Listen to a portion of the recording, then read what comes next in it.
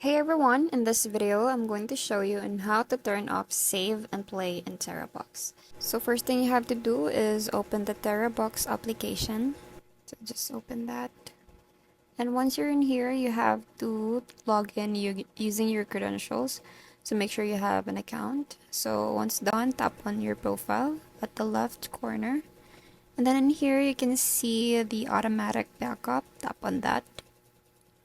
So in Terabox, you may notice that there's no separate option labeled Save and Play. This is because Terabox automatically backs up, stores photos and videos for easy access and streaming.